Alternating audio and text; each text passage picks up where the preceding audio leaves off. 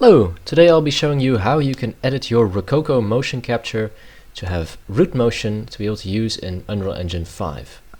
So here we have a recording I did. I made some simple greatsword attack animations. Now don't pay the hands any mind because I didn't quite get the proportions of my character correct just yet. So the arms won't exactly match up with the handle of the greatsword, but that's alright, that's not what this video is about. As you can see, I recorded quite a bit, so there's 4 kind of swinging motions, and then I just turn around to turn it back off again. So those 4 swinging motions, I will be showing you how to add root motion to those, so you can use them as actual attack animations. Okay, so to begin, you will have to, of course, record your animation. Now, one thing to note is that I always disable treadmill for this. You could leave it on, but I prefer to have it off because then you can actually see just how far you actually stepped. So that'll help with actually determining the distance that your root motion should go as well.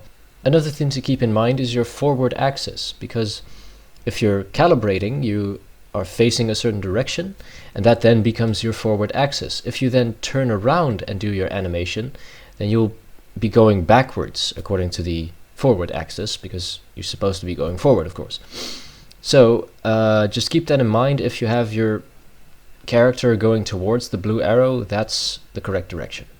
So then once you're done recording and everything's set up properly, you've done your footlocks, etc., you can go here to export, file format FBX, of course.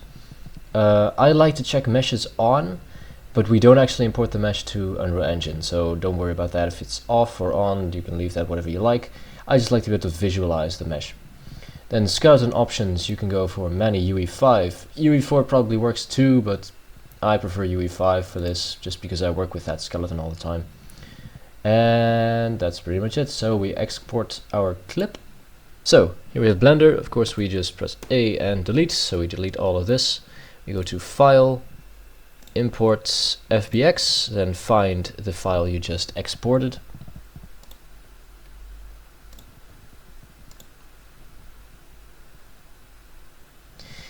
And if you've imported everything correctly, it should look a little bit like this. Now, the skeleton might look a little strange with the things poking out, but that's just how the Unreal Engine mannequin imports into Blender. So that's all fine. One thing to note is, once again, the forward axis. If your character is facing -y, that's the correct direction. If it is not facing -y, then you'll get some issues, like you're walking backwards once you import it to Unreal Engine. So the next thing I like to do is to just prepare my viewport. First thing I do is get myself a side view. So you've got this grid right here, and it's all precisely from the side. You can use this menu or the numpad. I like to enlarge this, the what do you call it, the timeline. And then from the corner right here, when your cursor becomes a little plus, you can drag and pretty much copy the timeline. And we don't want 2 timelines, of course, we just want this, the non-linear animation tab. Now you can see in the timeline here we have a whole bunch of keyframes, hundreds of them. Now you and I both know that we're not going to edit these because that's just way too much work. Instead, we're going to use these non-linear animation tracks as sort of like modifiers. These will stack on top of each other. So first we got to create the first stack, which is this root clip base layer thing. By pressing this little button, you can push down the action, and there you go. Now you can see that the timeline is also empty because we haven't got any keys for our new action, which is where the root motion will go. So let me first find the frames that I actually want to edit. I think it was around here. Yeah.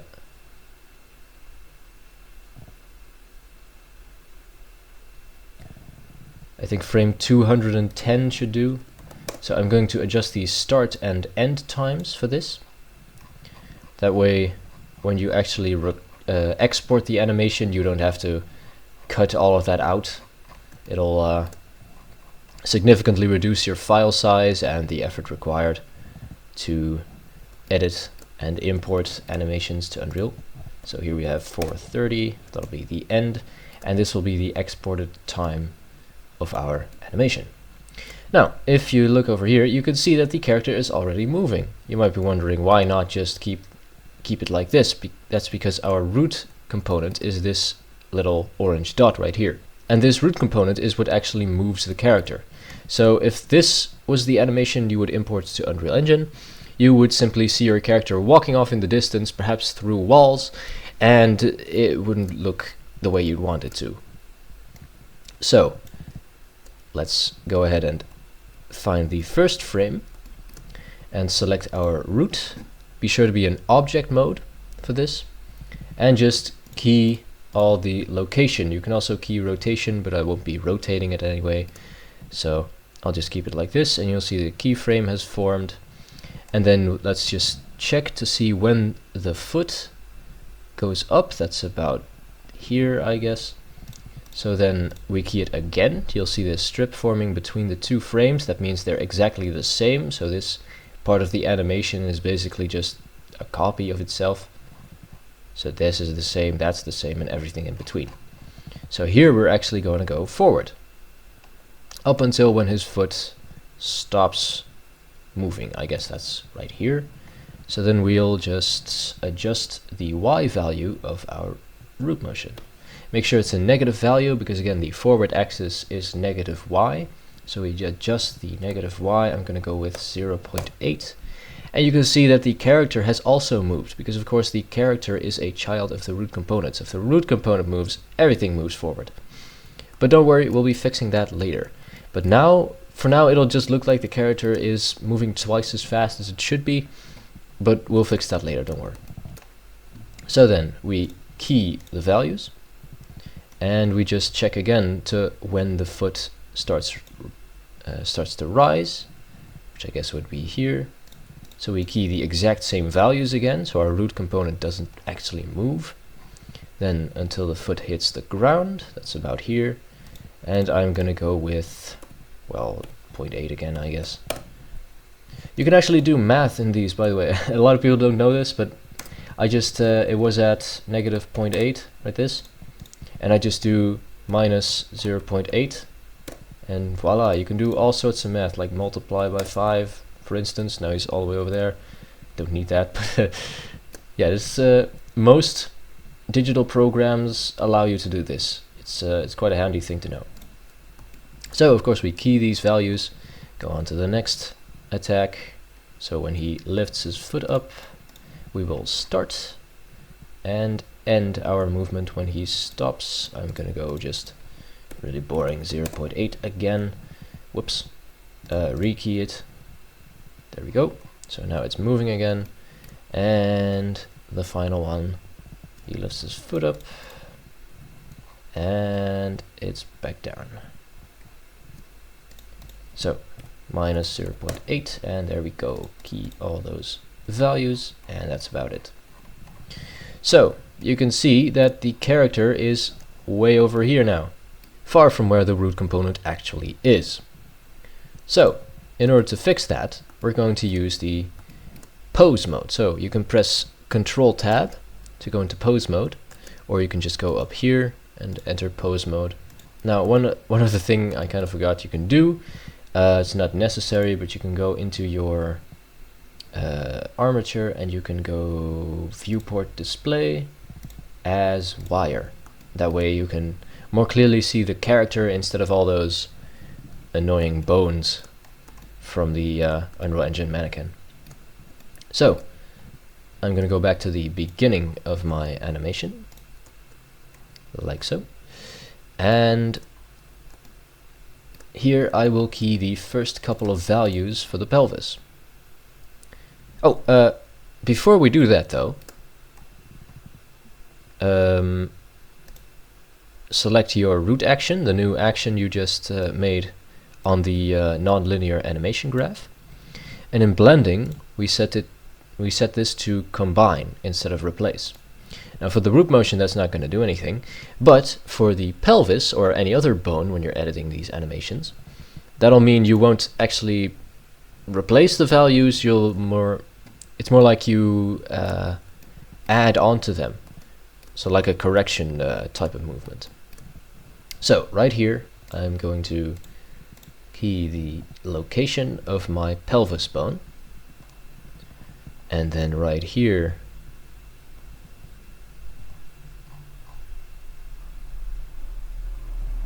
I am also going to key them. So for every keyframe that the root component has, you're going to keyframe the pelvis as well. So now you can see the pelvis isn't on the same location as where it should be with the root bone. So don't go setting them manually like this, because you'll end up, as you can see, you'll start flying because of the rotation and stuff, and editing that manually is going to be a pain in the ass.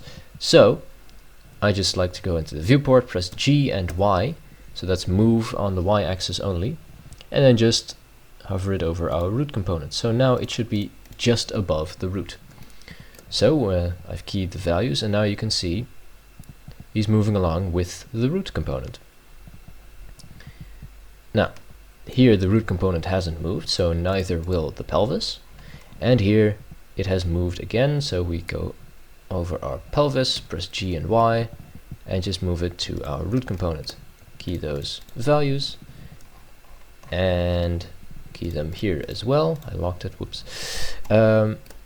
And you can see, by the way, in the timeline window, that they're once again going to copy all those values, or that these two are like copies of each other.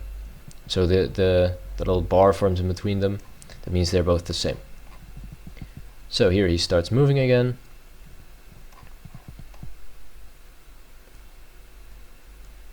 So we grab our pelvis, G and Y, and move it over the root component, and key the values again.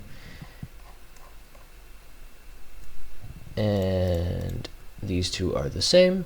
And the final one, we grab our pelvis and move it over the root. There we go. So now if I play the animation,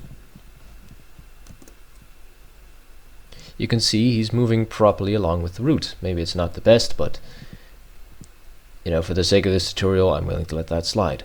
Speaking of sliding, by the way, you see the foot over here, it's really like this, the right foot is really sliding along the ground, because I chose to go too far with my root motion. So in order to fix this, we should go out of pose mode into object mode, select our root, and just edit these values. So maybe this was, you know, a little too much. I'll add 0.5 to it and rekey the value. And now if I check, okay, that's too little. Let's try this. Okay, it's still sliding a little bit. Let's try something like this. There, now you can see it has stopped sliding, and you can do this for all of the different points in your animation where you see them slide, like right here. You can see this foot is still in the same, it's like going backwards when it should be the foot that is still on the ground. So this one's going backwards, which means I should put the root further forward. And of course, putting something further forward means a negative value, because again, it's negative y as the forward axis. Now, one thing to remember, of course, you may have noticed that this is no longer being copied. This is no longer the same point, so the root is going to go back again. So of course, for this point, you also have to adjust and rekey the value. Now this one's going to start sliding again because that's not enough, so I do -0.2 and rekey like that. So now it's no longer sliding, at least not as much. Of course, you can spend as much time as you want on this, but just for the sake of this tutorial, I'm gonna export the animation now. So we go to File, Export, FBX. So when you're exporting, we don't actually want to export the mesh, we just want the armature, so we just select the armature here. Now in Transform, it's important to adjust these values. The forward axis, when you import it, it's going to be -z forward, because that's how Rokoko records it. However, we're going to want -y forward, and then up is z up axis. And we're going to want to apply transform. I know it says it's broken, but for me this works better than not having it. Geometry, we can ignore this because we're only exporting as an animation, so there's no meshes. In armature, don't add leaf bones. You don't want those. That's just gonna clutter up your armature and your skeleton.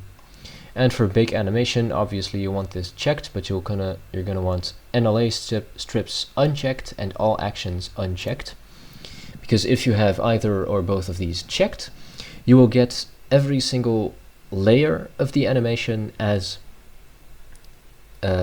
separate animation assets. So you would then have to combine them again, and it's a whole lot more work for something that's just easy to fix. So once you've done all this, I recommend you make a new preset. Now I've already done that myself, but that'll just make it easier to remember. You won't actually have to come back to this video all the time. And click Export FBX. So now that we have exported our animation from Blender, it's time to import it into Unreal Engine. So all you need to do is find wherever you exported your animation to, drag and drop into Unreal Engine, and we get our FBX import options over here. I'm just going to reset to default. That's all you really need. And in the skeleton, you're going to want to select SK Mannequin. This is the skeleton for Unreal Engine 5. Or if you use Unreal Engine 4 skeleton in the Rokoko export, you can use SK Mannequin Skeleton. That's the UE4 version. But I used the UE5, so SK Mannequin it is.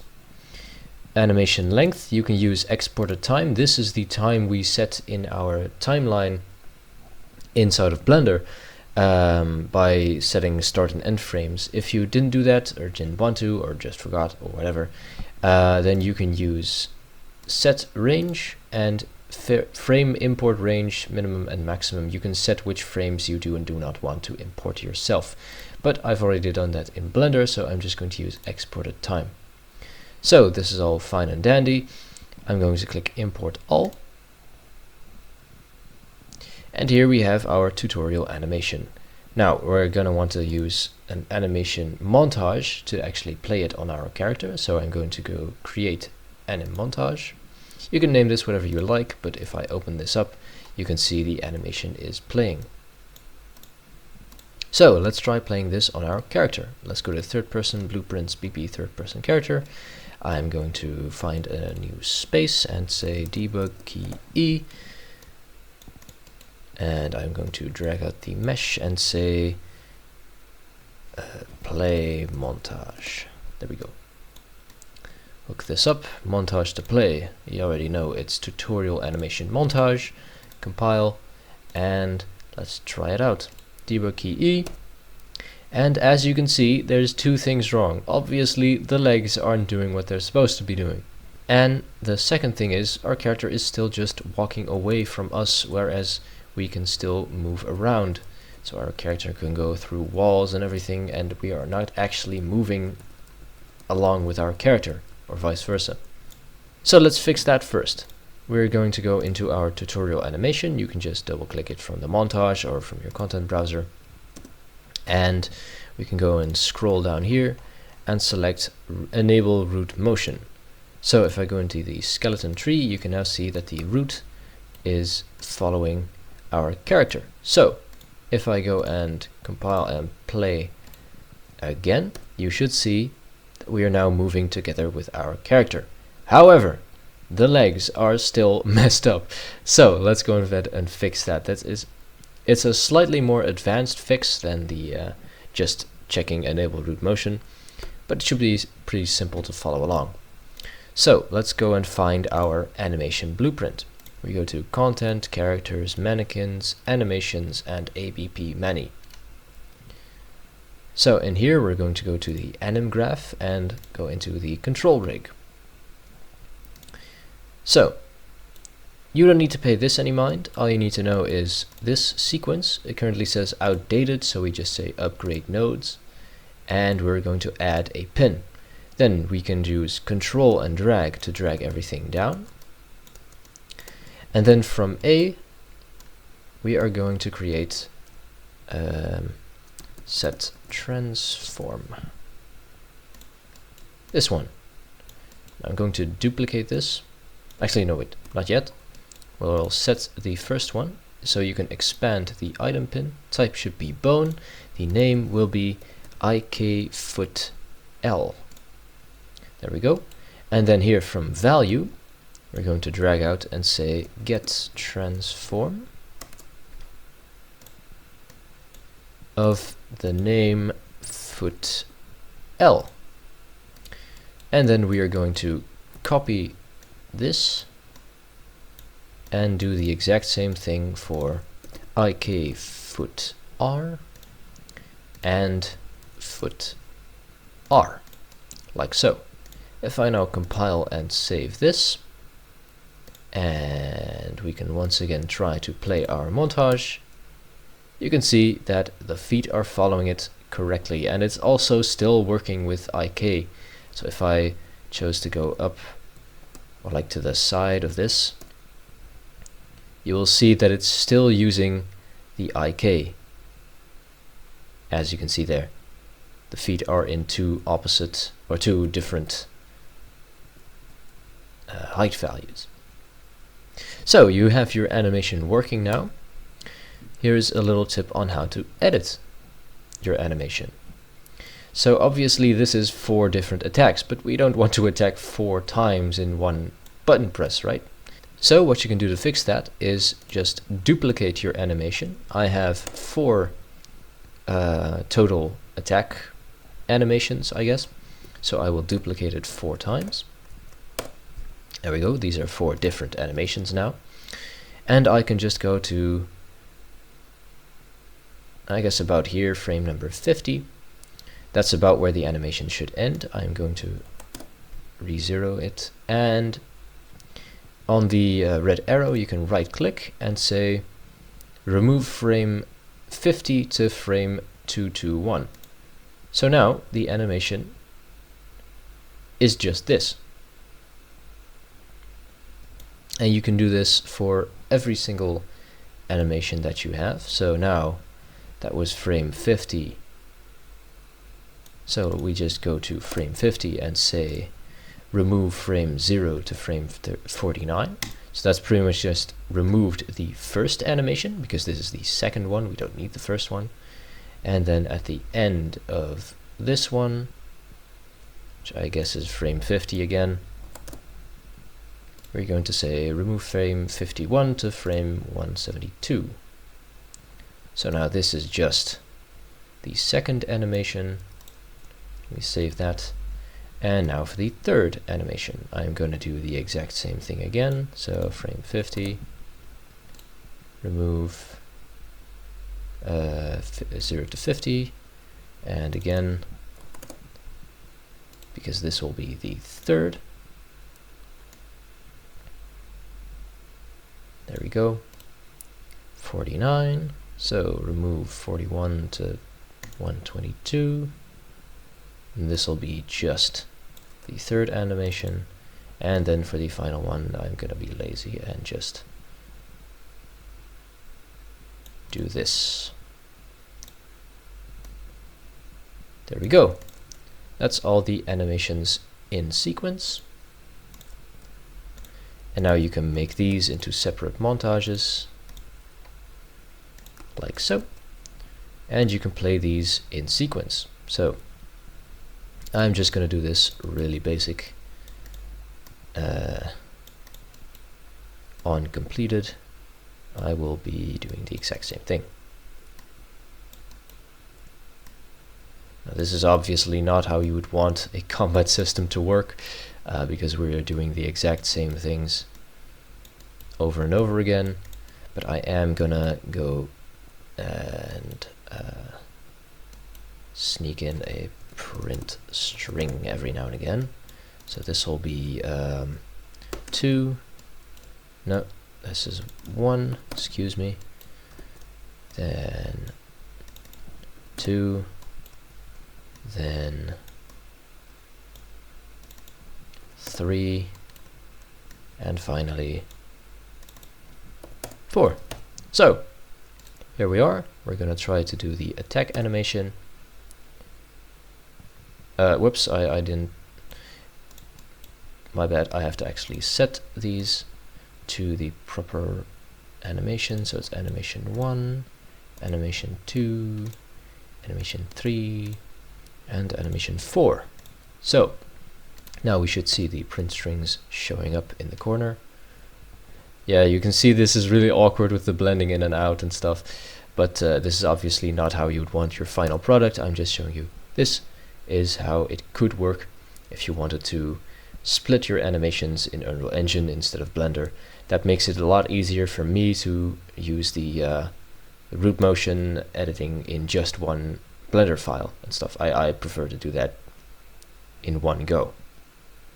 So there you have it. This is how I usually go from Rokoko motion capture to Unreal Engine with proper root motion. If you have any questions, feel free to leave them in the comments below and I'll try my very best to answer them for you. Good luck!